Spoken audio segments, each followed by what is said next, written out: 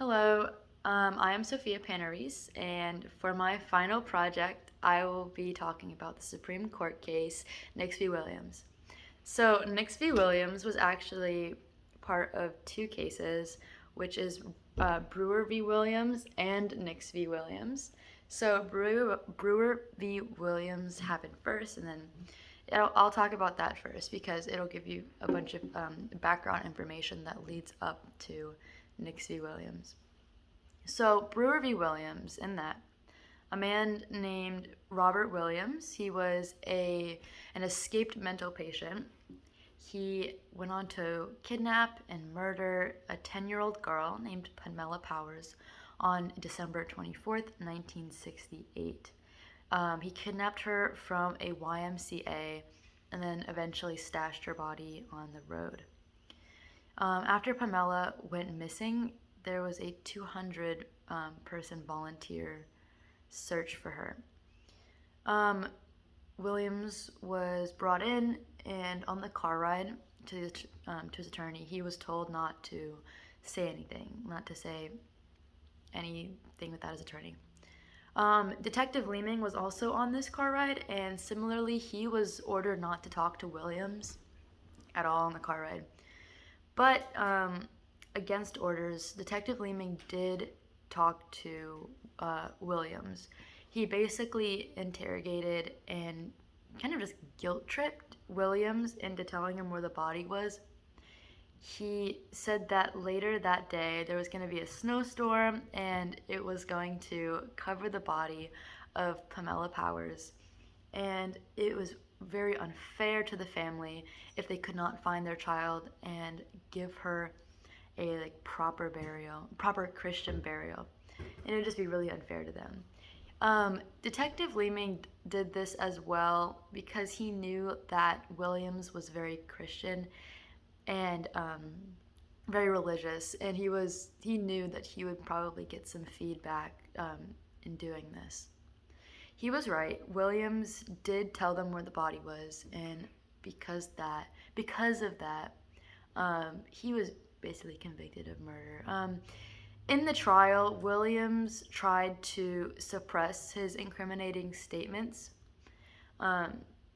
because it was without an attorney, but the Supreme Court dismissed his motion, stating that he ultimately decided to waive his rights to counsel on the drive. He was convicted of murder in the end of that. And then later, they reversed his conviction. They stated that the Christian burial speech of Detective Leeming was an interrogation in violation of Williams' Sixth Amendment rights, which was his right to counsel. So there was no attorney there. The second trial took place, which was Nix v. Williams, and that happened in 1984. And this is the project. In the second trial, the victim's body was used as evidence since it would have been found anyways by the search party, even though it was obtained against Williams' rights. They still used it because it would have inevitably been found. The evidence was used, and Williams was found guilty. What was the amendment in question? There were actually two amendments in question, which was the Fourth Amendment and the Sixth Amendment. So first the Sixth Amendment, which was his right to counsel. Williams was interrogated without an attorney, and you can't do that. So for the Fourth Amendment, for the exclusionary rule, the evidence that was obtained in a way that violated his rights, let me restart, I'm sorry. The evidence that was obtained in a way that violated his rights.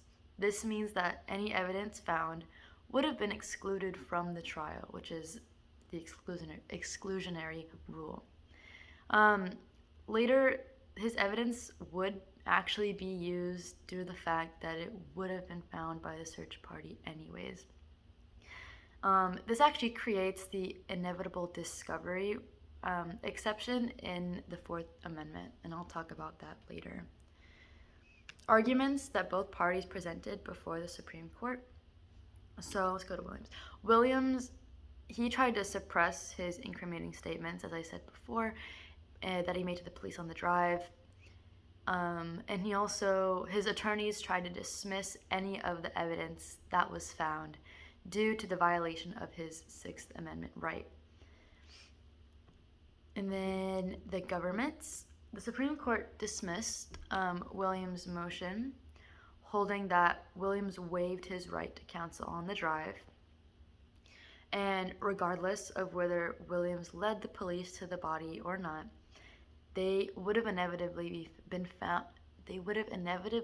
found it by the search party that was implemented after Powers went missing. So, let's see. In the outcome of the case, the court ruled that the evidence would have inevitably been found and used it in the second trial. The jury found Williams guilty of first-degree murder, and he was sentenced to life in prison. And this case created the inevitable discovery rule exception to the exclusionary rule, which the exclusionary rule prevents the government from using evidence obtained in violation of the Constitution, which is the Fourth Amendment. And so this inevitable discovery rule or exception means that if the evidence that was obtained or legally or in violation of someone's rights, it would still be used in the court or as evidence because it would have inevitably been found by like anyone. It would have been found and used as evidence anyways. So I think that is it. Thank you.